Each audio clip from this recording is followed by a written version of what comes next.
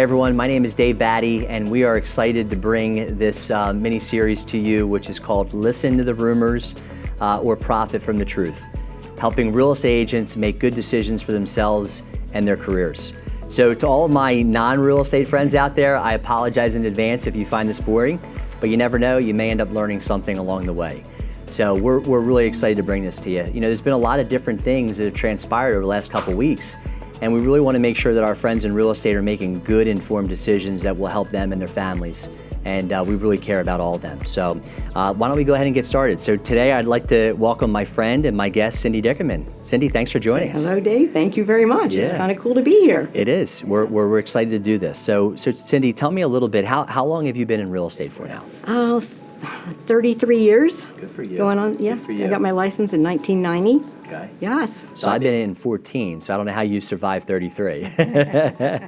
But you seem to still be having fun and you seem to enjoy it. Absolutely love it. Yeah. So obviously you've had a lot of different roles. You've had an amazing career. So tell us a little bit about your real estate career and the different roles that you've had. Okay, so can I go back to the beginning a little bit? Absolutely. All right, so I started in 1990, and I fairly new to the area. I moved here in 1985. So when I started in 1990, I started with a very prominent brokerage in Exton.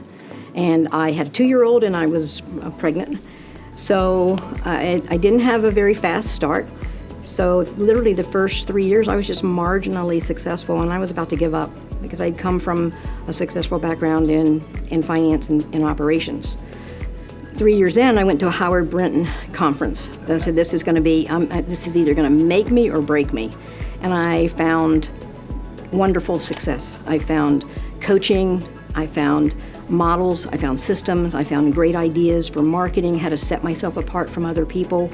And from 1993 on, I just never looked back. I became a top producing agent and started building a team and became a very learning-based agent. Yeah. And you've had an incredible career, and I've learned a lot of things from you and a lot of other great people who were kind enough to pay it forward to me. So our first topic today is about credibility and track record. Okay. And I think that holds true for a lot of different things, but in particular in our business as well. So who would you say, I know you mentioned about Howard Brinton, but who else has had one of the biggest impacts on you in your career? You know, there's no one person. It's top producing agents that have had the greatest influence on me in my career.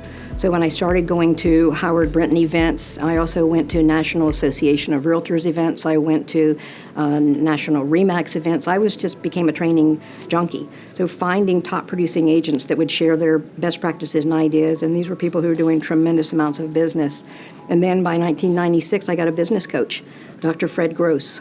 And that had me traveling around the country, going to masterminds and even traveling to out of the country to incredible events with top producing agents. So I would say really Howard Brinton comes to mind as the number one person who really got me.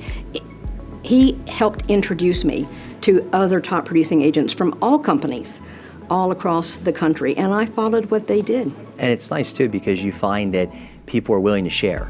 And when you can then take those opinions or perspectives and things and you can apply it locally to your business and to help your clients, which is important. Absolutely. So let me ask you this, when you were interacting with the other agents from around the country, how did their track record and their success play into their credibility in those conversations?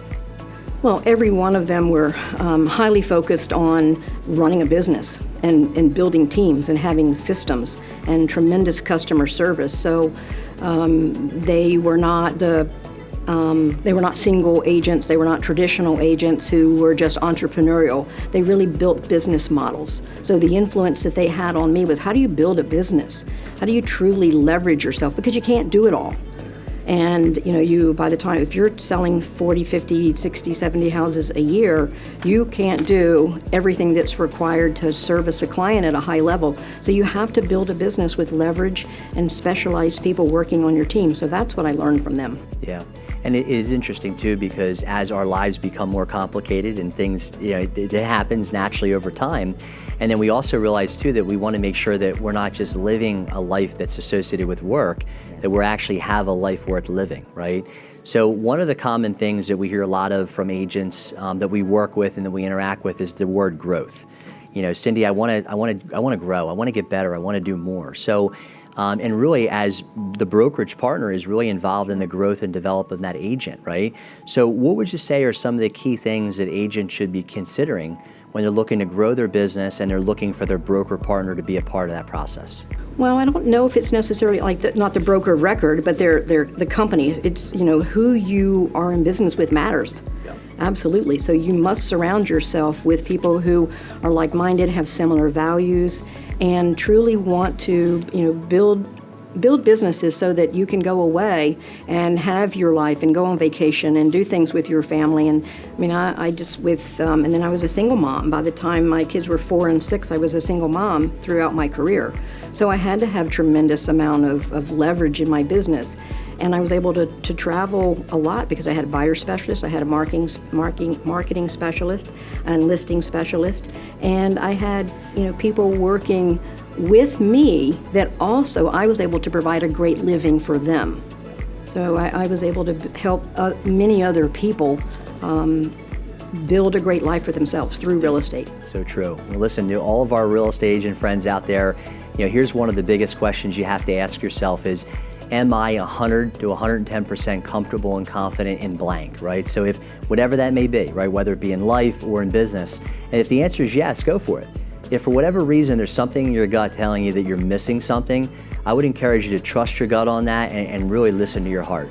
The other thing that's really important too is knowing that change, for the sake of change, isn't going to necessarily make your life better, right? Your purpose and your plan and the action that you take is really going to make the difference.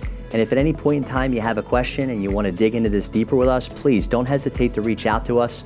We're here to help. Until next time, thanks for tuning in.